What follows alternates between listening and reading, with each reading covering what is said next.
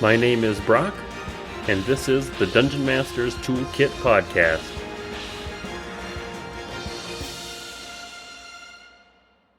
On this episode, I got to talk to Lady. We started out talking about Pathfinder adventure paths. Then we got into some fun topics like optional player death, creating NPCs. We had a pretty long section on NPCs and making them feel alive. Some house rules. Lady even shared her house rule document with us, so check the show notes for that. And some book inspiration. So we got a couple book recommendations this week. And she also has a Discord server, so she'll talk about that at the very end of the episode, but be sure to check out the invite link in the show notes. Remember to like, follow, and subscribe on whichever platform you're listening on. Be sure to comment your favorite part of the episode. If you're interested in chatting further or being on the show, check out our Discord server. Link is in the show notes. I hope you enjoyed the episode, and let's get started. Welcome. I have Andrea, aka Lady, with me. Why don't you tell us how you got started in tabletop role-playing games? So it's kind of a two-part answer to that. One part's going to be the typical answer. Most people are going to tell you. They're going to be all, a friend got me involved in it, which she did in high school. But the truth is that most of my interest in gaming that led to TTRPG gaming is built up over a long period of time of role-playing in general. So what it is when I was like 10 years old, I got into fanfic writing for Pokemon and Digimon. And after that, I got in contact with some other fanfic writers and we started role playing with each other. And from there, I kind of expanded. I found role playing message boards, particularly for those fandoms that I was in. And when those, collapsed over time, as they always do, I started branching out into making my own. So I got this idea. It was my first foray into, I guess you could say, a kind of DMing called Chosen Journey, way back in like the early 2000s, and it was a general all-purpose role-playing board where people could come, they could make their character, and it was just sort of like a fight club almost, because that was kind of the way, the mode that most of the role plays had been in at the time. The era of I teleport behind you, you could say. And then after that, I experimented some more with that, and I wound up building the next one, which was an original setting I created called Naruto, which, bears an unfortunate resemblance to a certain anime, but I didn't know of it at the time. And it's a setting where people would create humans that had control over elements, kind of like Avatar, but a little bit more general. Like, you could have somebody who could control fire and water, but not like 3 different kinds unless they were super special, like chosen by the gods, basically. And that went on for about 10 years, I want to say. That's a Um, pretty long time. Yeah, it unfortunately never got too popular. It mostly stayed in a small group of the same people who, for the most part, most of them are my players in my DM, my Pathfinder games now. And then I had one more hurrah with a Homestuck-based game called The Glitch that got very popular. I think I got up to 150 players on that one, so I'm pretty proud. But all of that kind of led to me being really primed to be into tabletop role playing. So when my friends were like, "Hey, why don't you come on over? We're gonna play this thing called Dungeons and Dragons with my dad's roommate." So I went over and they handed me the source books, and I looked into them. And I was like, "Hey, this is cool." So you use dice as sort of like a random element, and yeah, that's pretty much it. And I was hooked. That was the end of it. I was forever smitten. So what edition of D&D did you start out with? So I started on 3.5, but it was very heavily homebrewed. I was hot off Dragonlance at the time, so I wanted to play a Kinderbard. um, but beyond that, unfortunately, and I can't believe they let me play. They were a long, like decades running campaign. They were leveled like 25, and I entered that like level 20. First time ever playing any tabletop role playing game, and it was level 20. It was crazy. Yeah, that would be a lot to learn just going from 0 to 20 right off the bat. They were nice, they were very permissible and forgiving, but it was so heavily homebrewed that it was practically its own setting, and a lot of it was just me showing up and enjoying the atmosphere. There were some problematic elements. The game suffered heavily from DM's girlfriend syndrome, where it was all pretty much the plot circled around those two. But Oh, sure. yeah, so after that, I started DMing on my own, and that's when I really got a better grip on it. I had a few missteps at first trying to figure out how to actually play for realsies, but I got a hang of it. And what do you primarily run now?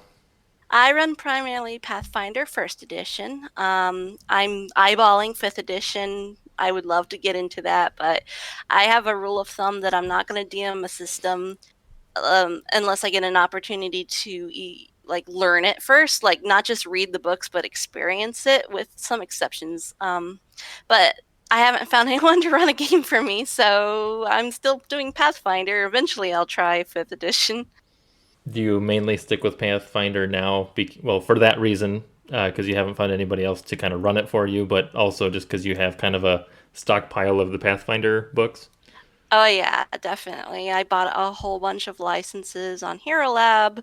I have a bunch of PDFs I've gotten my hands on, bought through Paizo and third party through Drive Through RPG. It's like where I send half my paycheck some days. Yep.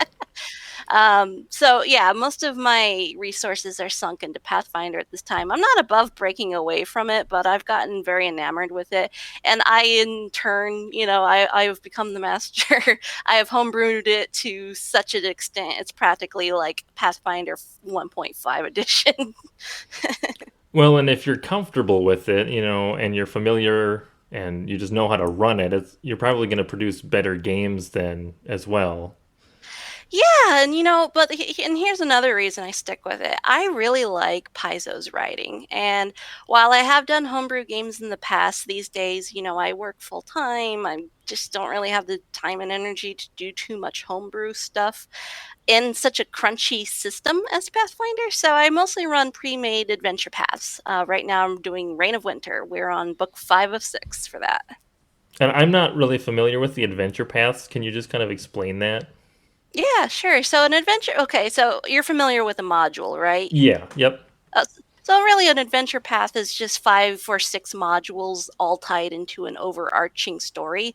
In Pathfinder, in particular, they tend to be almost standalone. Like there is enough stuff connecting them that you can't exactly just pick one and run it without heavily tweaking it. But they're also different enough from each other, especially in Reign of Winter, that you don't necessarily have to worry too much about the continuity beyond some general plot threads. So, Adventure Pass, yeah, so that's basically it. Basically, 5 or 6 modules tied together with some kind of common thread. So how long does it take to play through an adventure path?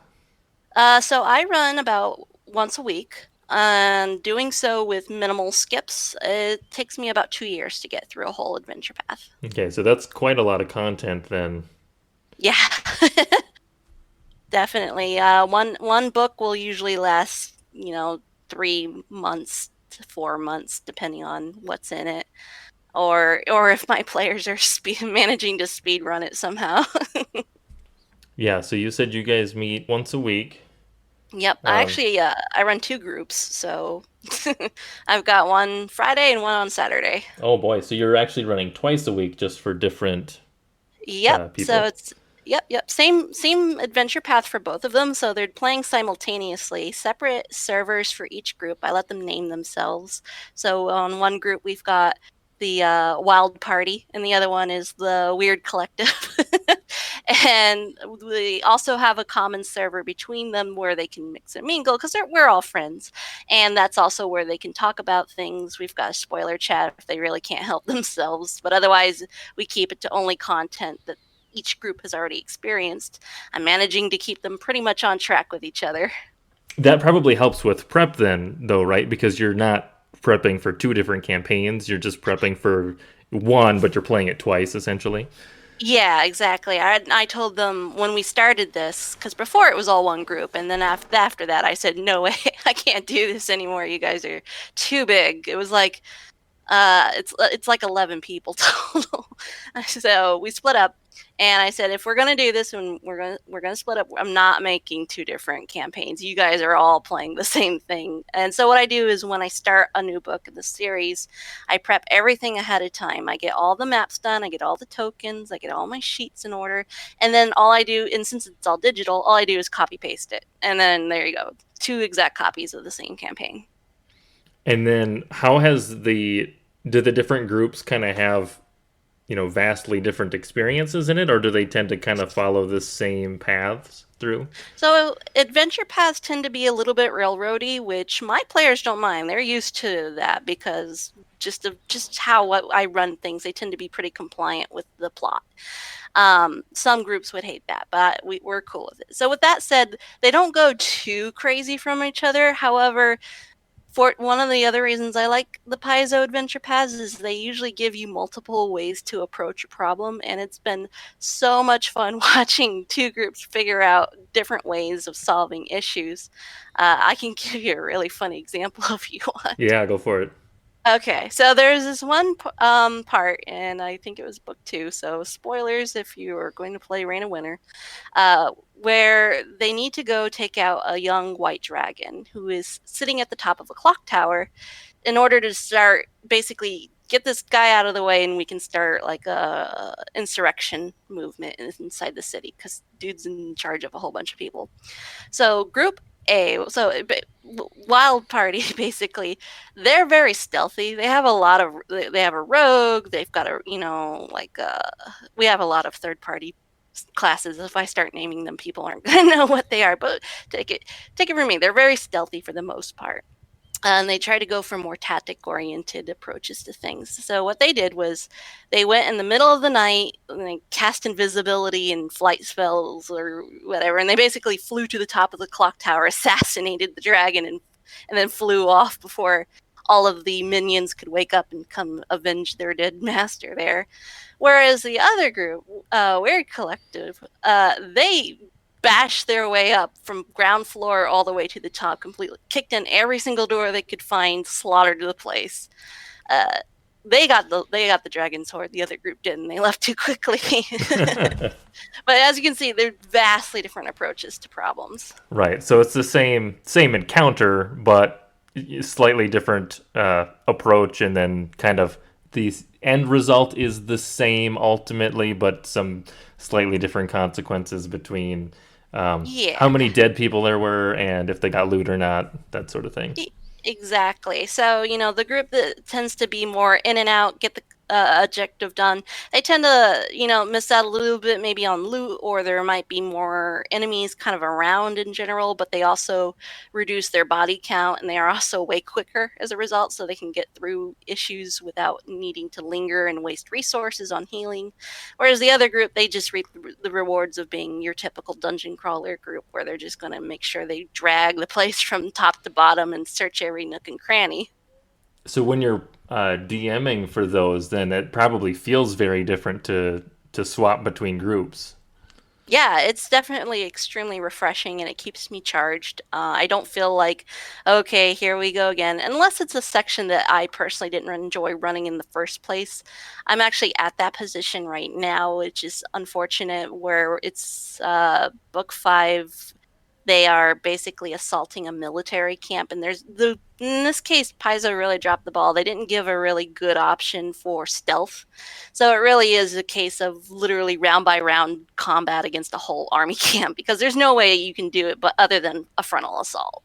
So with the adventure paths, you have, I assume, a decent amount of the prep done right in the book and in the writing.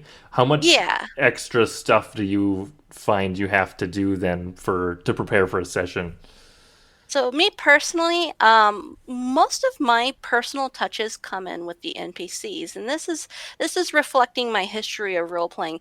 I like to create extremely well fleshed out NPCs with character, personality, sometimes even a backstory that they wouldn't otherwise have.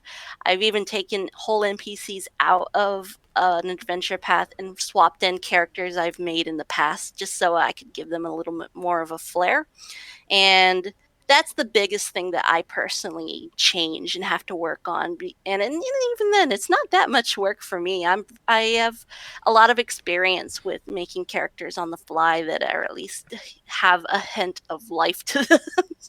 So everything else I kind of lean on the books for. So I'm like, for example, the encounters. I don't mess with those very much because I'm very bad at balancing.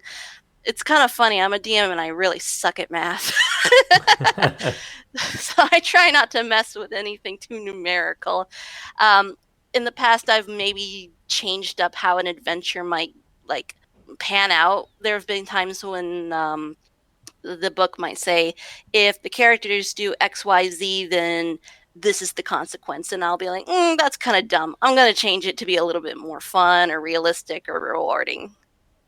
Sure. So you're kind of tweaking bits and pieces of it, but nothing too major.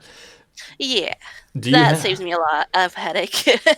Yeah, I believe that. Yeah, messing with numbers, even for like Dungeons and Dragons or something, can be. You can tip things one way or another.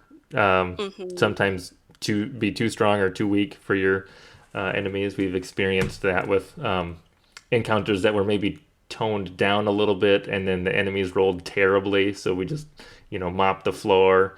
And then the GM comes back and it's like, you guys had it pretty easy last week, so we're gonna try something a little bit tougher, and then they just completely kill everybody.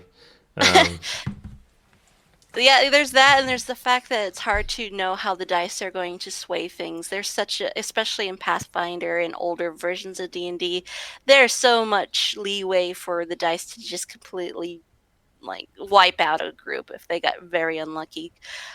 Case in point, one of the enemies my groups are facing right now, they since they're in a place where there's modern firearms.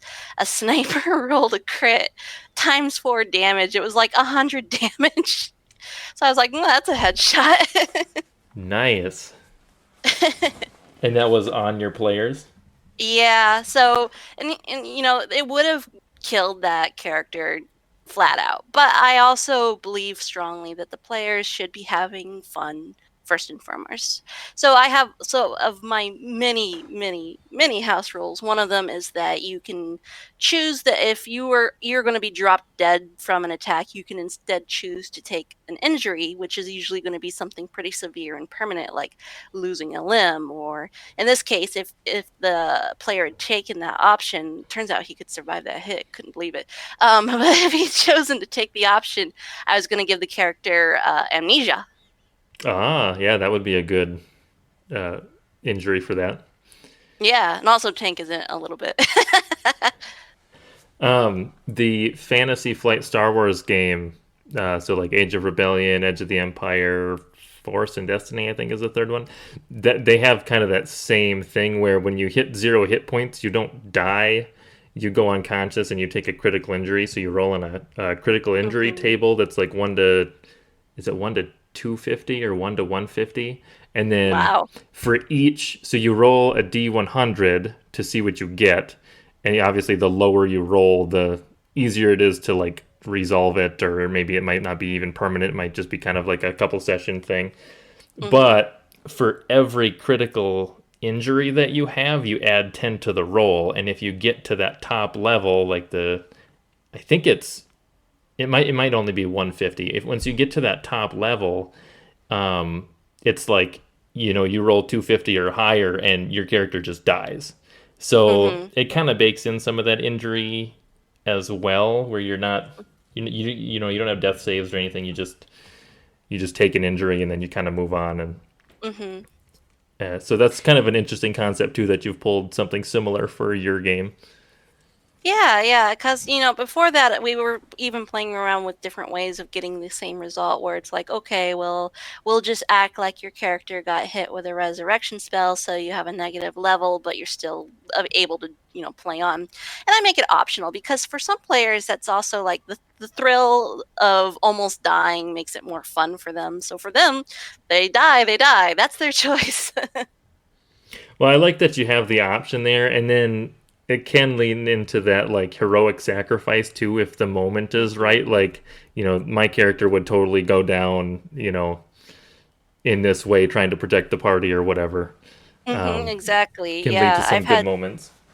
I've had some players say that if it's for something plot related, they're fine if their character dies, but if it's just to some rando goblin, they'd rather not, and I don't blame them for that. That's not exactly fun. Right, that's where they wake up bound and then being like dragged Yeah. across the forest floor by a pack of goblins. Yeah, exactly.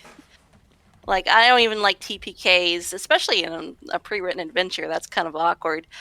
So if, if they ever TPK, I've already got plans in mind for how it's more like, okay, you guys don't all die. Instead, you're in dire straits. You're deep in enemy territory. What are you going to do? You know, keep the story going.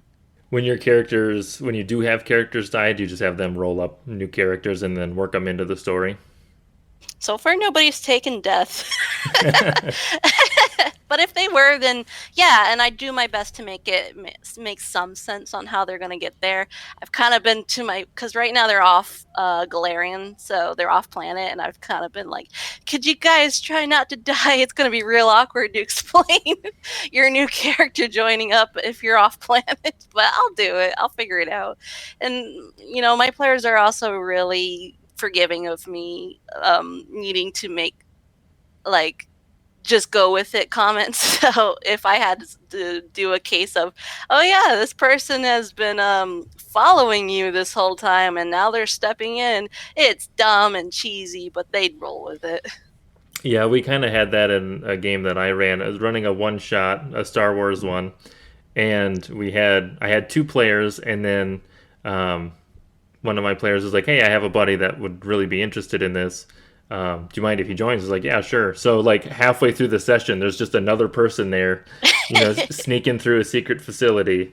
But it's just like you just don't worry about it. Pretend he was there the whole time and just didn't do anything the first On session. a related note, how do you handle it when a player can't make a session? Sorry, I'm turning the question on you for this one, just because I Uh, find that to be a fascinating topic. no, that's fine. Since I don't have a ton of players, usually, if somebody can't make a session, it's usually a rescheduled event because, Nah. um, so like the Star Wars game, I only had two players, so if we were missing one, that's not really a whole lot to play with. Yeah. Um, I think the most I've ever actually ran a game for is three.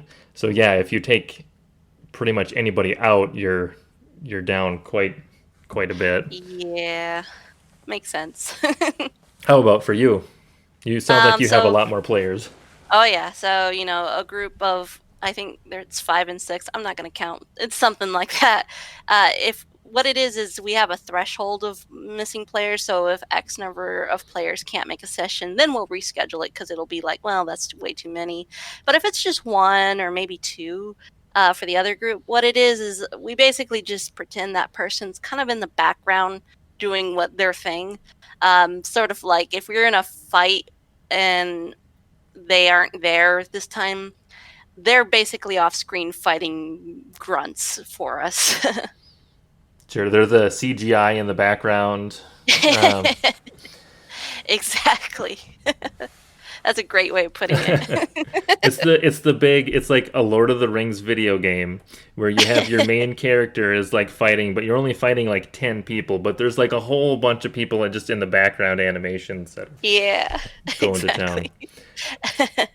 Do you have so you mentioned the NPC thing. Do you have any tips for how you make your NPCs more like alive? Yes, I do. So, and this is good, and not to come off as condescending, but my first tip, first and foremost, is be a big reader.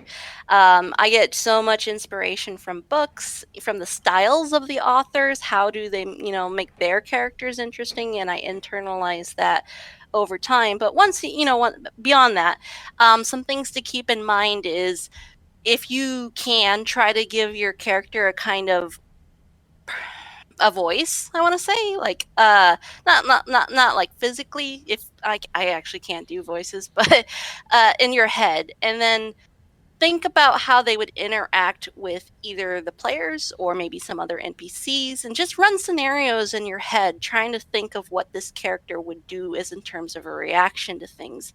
And that will help give you a baseline.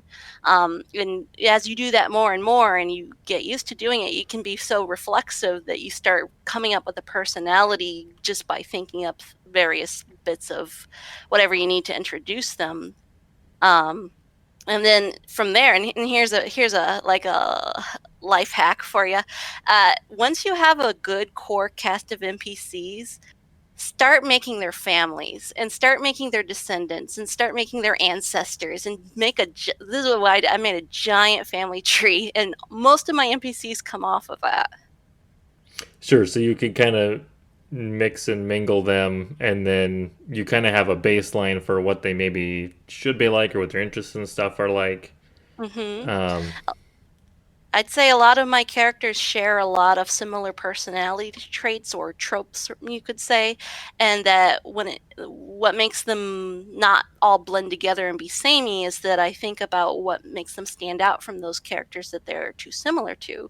I have a real bad habit of, like, for example, making roguish males who are very charming, but I need to differentiate them. So for one, I might give them some kind of crippling fear of affection, or for another one, they have hidden anger issues. It's very important to think about the flaws of your NPCs as well, because that's going to make a much more rounded character. Like, if nothing else, tell yourself what's something that they're good at and what's something that they're bad at, and what's something do they want people to see and what do they not want people to see. sure. And then do you just write those down as just a handful of sentences? I don't need to write it down personally, but not to flex, but I can usually remember it. But because as I play with them, they get cemented in my brain. If I don't use them, then yeah, they kind of fall by the wayside. But they'll get recycled eventually, just under another name. But yeah, I would recommend jotting down if you're a note taker, take those as their notes. Who are they? What are they like? I can actually recommend a book for people who really want a good springboard for molds to cast their characters in. I got it way back in my English lit days. It's called Character Traits. Writer's Guide to Character Traits, and it's by a person whose last name is Linda Edelstein, Edelstein, and it's literally a book filled with character tropes and how those interact with each other. You just go in and roll a d20 and then start picking. I won't lie, I did make a rollable chart for the book. Those can be very helpful when you need to just grab some stuff quick. It makes a great baseline because it's things like the lover or the leader or the fall guy is one I really like. Somebody who's very naive and tends to easily be duped. How do you end up naming your characters? I use a lot of behind the name and a lot of Latin or pseudo Latin rather. Usually I'll have one like a defining trait about a character, and from there I'll just start looking for names that have anything to do with like that keyword. Like recently I had a character who I wanted to be very thiefy woman, and I wound up with Laverna, and I believe she's a Roman goddess of thieves. Ah, Yeah, I tend to theme my names. yeah. I when I'm making player characters, at least if I'm going to play in a game, I always end up putting a bunch of thought into that, and like either going on to like Google Translate or something and like typing in Mm-hmm. thief, and then what is that in this language, and then like, Yep. that kind of sounds cool. I don't really care, or it's maybe spelled cool. I maybe don't know how to pronounce it, but then I might just Yeah. take the spelling. Um, Definitely. do you have other books that you would recommend just as general reads for inspiration? Um. Um. I mean, I'm.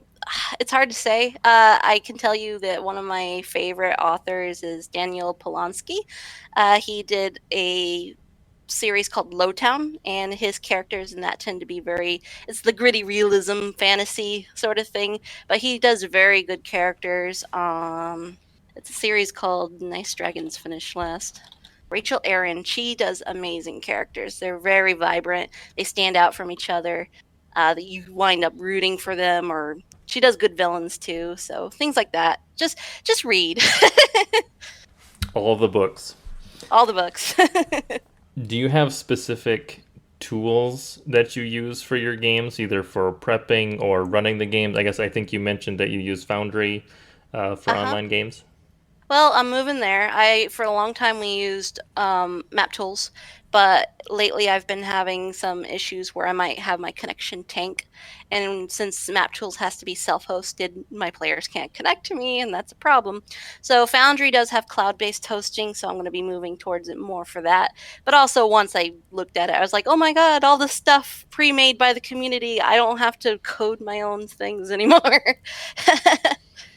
Yeah, I was looking at So their website because I haven't like really taken an in-depth look at it, and I think pretty much every game that I've ever heard of is on there, and even so Wicked Ones, the Ben who I interviewed last week, um, he has a module and stuff on there too. I don't know if he did that one or if somebody else made that one, but and his game released like this year, I'm pretty sure. So Oh yeah, the it, community is very active. They're always putting out content. Even the gentleman or the person who made the Pathfinder First Edition rule set still putting out and stuff like every week. I see there's an update pretty much. So active community, definitely keeping it afloat.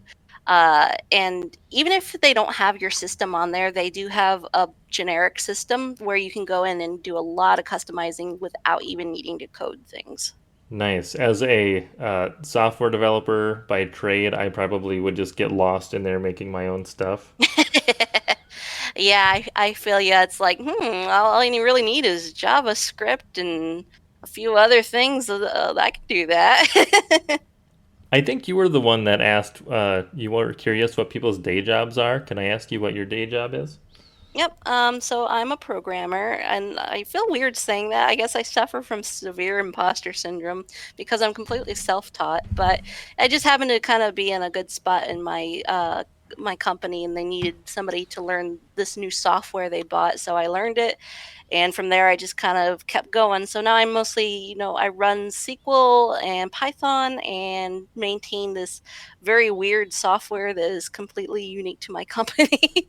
uh, and that's it. So it's not having much of an impact on my role as a DM, aside from that it really spurred me to learn programming, which helps with tools and using stuff in various programs. Well, especially with all the online options that we have now. Hmm. Does your group or your groups typically play in person, or did No. they play in person at one time? No, we all live all over the place. I've even got two players in Australia, and none of us have ever met each other in real life.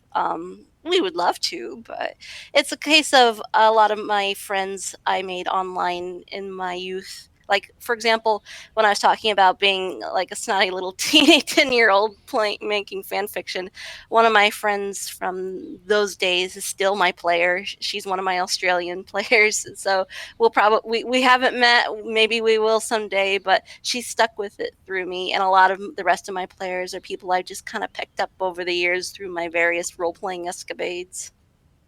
Well, that's pretty cool. It's really awesome to hear how, I mean, you could be kind of locked to a location, and maybe not have a lot of people around you, but then still find long-term people to play with, outside of your Hmm. geographical area.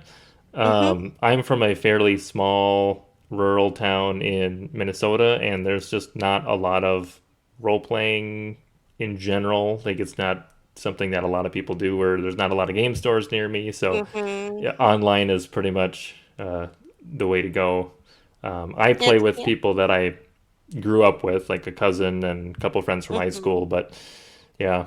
Yeah, I guess in that way I am very lucky. I just kind of steeped myself in a certain corner of the internet and came out of it with fistfuls of friends. Well, you can't go wrong there. Yeah. Do you, so if you're playing online, do you end up using maps a lot? Yes, yes. So So I guess we'll loop back to the tools question. I use a lot of maps. These days, since I'm running adventure paths, they usually provide you with the maps, which is a huge help. Even though the grids never align. Thank you, Paizo, for that. But they don't do it for everything. There'll sometimes be like little encounters here and there, and it's like, okay, well, there's no map for this. Time to go delving into our battle maps and go find myself something fitting. So I use that a lot, plus all the other corners of the internet, a lot of Patreon map makers, CZE and PKU, especially. I love their art. Oh, they've got some really good ones. Those are definitely high quality. Yep, giving them a shout out for their cool maps. So we use those occasionally. Once in a great while, I'll need to do something on the fly, and it's MS Paint time. The original map tool, right? Yes, exactly. This circle indicates the whole map. Go nuts. And so is your games are probably fairly tactical then? I think that may be a Pathfinder thing as You well. would you would think so, and there is quite a bit of combat and tacticalness. But because I am so deeply invested in the NPC aspect and the role playing aspect, we do a lot of role playing, so there's a lot of theater of mind involved as well. If I can, I might toss up a filler background image and just to keep them, something to look at. But we also spend a lot of time in Discord in our respective servers playing things out. So what'll happen is at the end of the session on our map tool, I'll be like, okay, well, from now until the next time we play, assuming we're in a not like mid combat when we stop or something, here, you know which NPCs are nearby, you know where you're at. Go role play, and they can tap me, and I will just respond with whatever NPCs they want. Sure. So it's kind of like a downtime in between session, just kind of role play as Yep. they get time between the session. And that really expands our opportunity to flesh out not only their characters and my NPCs, but the relationships they're in. I'm a big fan of romance, so a lot of my NPCs are, I guess you could say, romanceable. And in Wild Party, most of them are all hooked up with the players at this point. Um, so, I give them lots of opportunity for fluff, as we call it, to just have some time to relax, to contemplate, to talk about things that they've gone through, things that they're looking forward to. As we get near the end of the adventure path, that's a common topic. We'll be like around a campfire or an in room and be like, what do you guys think we're going to do when we're done saving the world? And that's always a fun conversation. Yeah, and that is kind of a good time to have some of those conversations because you may not necessarily want to take up like screen time during a session Hmm. for some of those conversations, but they're still useful to the story of the characters and somewhat of the lore of the world as well. Yeah, exactly. As a side note, I would be happy to share my house rules document with the server, or I could even link it. Some of them I borrowed from other sources, and some of them I just came up with. But if people are interested in having a really dynamic NPC solution, I have two house rules for that. One of them is a system that lets people recruit NPCs to travel with them, and in that aspect, our games are a little bit Final Fantasy-ish because it's like choose your companion, and then they have this roster of NPCs to go on any particular adventure. Or and marrying into that, kind of a bonding system where they can over time build up a score, companionship score with the NPCs, and as they do, it kind of unlocks a few perks and bonuses, kind of culminating in like uh, for a wild party, they get a teamwork feat that they and the NPC share for free. And Weird Collective is a little bit more anime. They get a custom attack with their friend, a little more JoJo. I was actually just going to ask the next question I had was what's your favorite house rule? That, but because I'm proud of it. But after that, I absolutely have to go with the elephant in the room: feat taxes. If you talk to anyone else who is super into Pathfinder first edition, they're probably going to say the same thing. It really cuts down on the feat taxes required to build cool things in Pathfinder. Um, and that would be a house rule. There's a Paizo house rule we also use heavily called the automatic bonus progression. So it takes out having magic items that grant you necessary stat boosts over time, like armor class, resistance saves, things like that. And you get those automatically. The trade off is your wealth by level is halved. So you don't need to spend that money on those same old magic items everyone always buys. You just get those bonuses for Sure. free. It's just kind of assumed that your character is doing those things anyways, so Mm-hmm. why bother? Yeah, exactly. Do you have any games or RPG systems that you have not played but you would like to either play or run? Other than fifth edition, there's like a dozen powered by the apocalypse hacks I would love to get into. I have played a couple, but there's always more. um, hmm. Honestly, I have a whole roster of things that have come up over the years just browsing various storefronts, and I've been adding them to a list being like cool things I'd love to play someday list. Uh, so trying to think offhand, there's a lot of Blade in the Dark hacks I would like to play, like Scum and Villainy, which I believe is like very Firefly slash Star Warsy, so that would be fun. There's a system called Cats of Cthulhu, which is just cats and Call of Cthulhu mixed together. Things like that. Yeah, Tiny Dungeon sounds fun. And does your current groups, do they primarily want to stick with Pathfinder, or do you ever do like one shots where you jump into another system for a week or two? Yeah, we definitely do one shots. I don't even always have to run them. So we've done some Monster of the Week. I had a friend that's run Kids on Bikes. That was a lot of fun.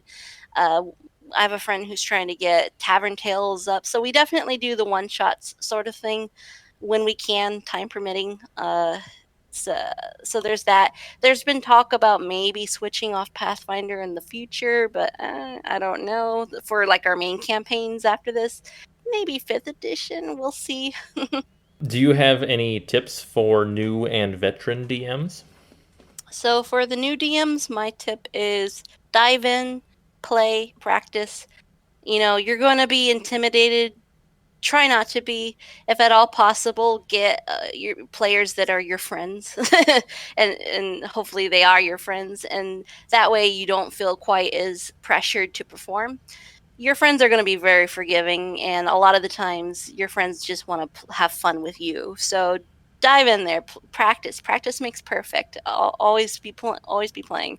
And for veteran DMs, that one's a little harder because I when I hear the tips from other DMs on this podcast, I'm always learning something new. So I'm intimidated myself to put something out there. Um, I think I'd have to say make sure you're having fun as well. There have been times in the past where I pushed myself trying to make sure the players are all enjoying themselves, and it wound up making me a little bit miserable.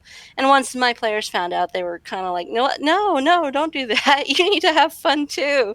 So that was kind of relief. And I'm sure for any DMs out there who feel like they might be burning out, your players probably don't want you to burn out. Feel free to relax, take a step back if you need to, or cut down on your session. Whatever you got to do, just take a step back and play a one shot in a completely different system. If it makes you happy, do it.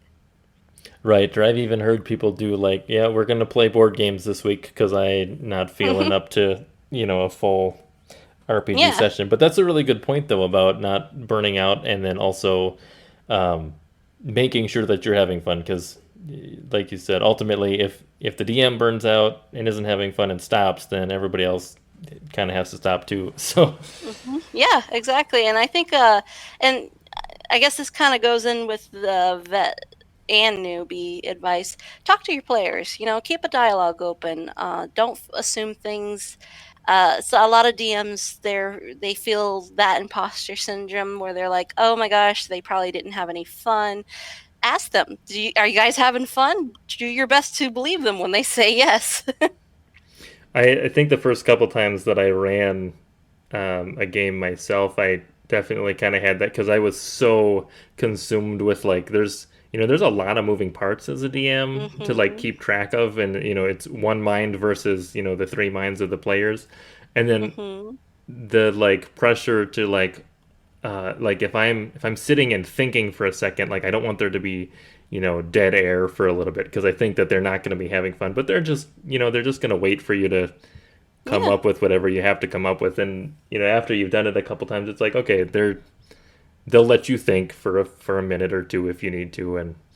and then you just kind of move on when you're ready. So Yep, yep. I think players are a lot more understanding than some DMs are afraid of.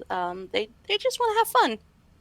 and I think it can be easy to get into that mindset when there's just so many it's hard to pay attention to everything as a DM, Mhm. so you kind of have blind spots, and you're not going to catch everything, but that's okay.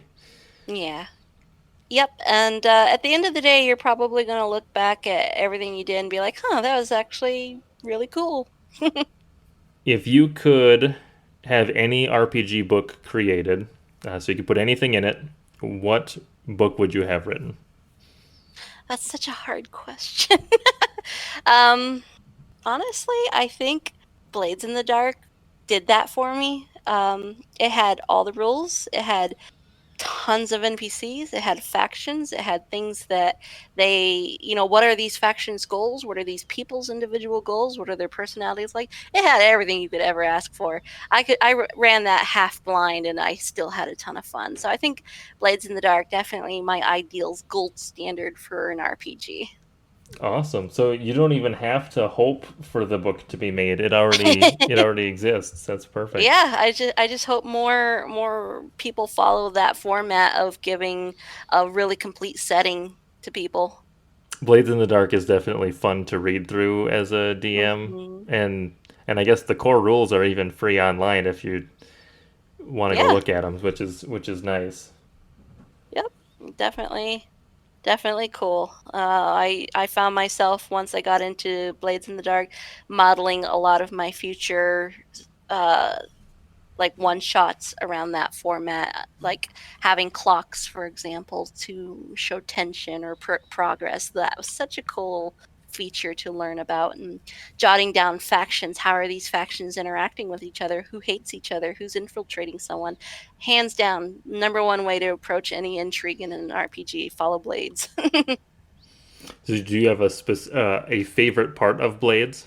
Yeah, I'm gonna go with the clocks. Yeah, using those, that was such a mind-blowing mechanic having and I did not understand it at first. I was like, "Clocks? What is that gonna do?" But no, putting up a clock in front of your players and filling it in over time as they continually screw up, oh, that was such a good feeling. Yeah, anything that helps ratchet up the tension um, Yeah. is really good. Where can we find you? So I do run a role play server on Discord. It's called Ephemeral Creations. Uh, I'm sure you'll provide the link to folks. Yep. What it is basically it's many things we call fragments, where like standalone worlds. You play your character in whatever world you want, but you can also play them in other worlds simultaneously. And the idea behind it is that every character has a core essence. We call them the remnant. And those remnants can be transformed in depending on their surroundings. This lets you take your original characters and tweak them, play with them, see what they do in different scenarios. So you might want to be like, okay, I've got this character and she's really nerdy, but I want to see how she does in like a hellscape Mad Max style setting. Like, how's her nerdiness going to pan out in that? So it's a very fun multi universe style roleplay server. That is really cool. I have not heard of like taking characters through different settings, I guess. I will say people are more than welcome to make their own fragments, aka settings, if they want. Uh, there's so many I've lost count of them, and they can be original or they can just be fandom style. We've got some fragments in there that are literally straight up. Yeah, this is just a role play for Tokyo Ghoul. Enjoy. And do you keep the characters? Do you make like if you have one in kind of one area and one in a different area, is it like the same character sheet, or how does that like cross We fragment don't work? have a formal character sheet. What I do, we ask is that you just kind of have somewhere where you keep track of that stuff. You can either we have like dedicated channels where you can put some basic information about your character that's relevant, or we also have a pro boards forum where you can go ahead and post stuff to keep track of there. But the idea is basically, you know, this character, even if you're playing them simultaneously in different settings, it's the same character essentially living different lives. Yeah, that is super cool. I since I'm on your server, but I didn't quite understand everything that was going on, so that makes a lot more sense now. Yeah, yeah. If anyone joins, you've got questions, please feel free to ask questions. I'm usually around. I've got a couple mods who can help out. They're friends and players. They're vets of my shenanigans. And yeah, we're just here to have fun. It might be a little bit quiet unless more people join up, but if you put out a request to role play with us, I think you're gonna find a lot of people down to play. Awesome. Well, thank you very much. It was nice talking to you. Thanks for listening to this week's episode of the Dungeon Masters Toolkit podcast. You can find links to all of the products and resources that we talked about on the show in the show notes. And if you'd like to join the community or find out how to be on the show, check out our subreddit or join us in our Discord server.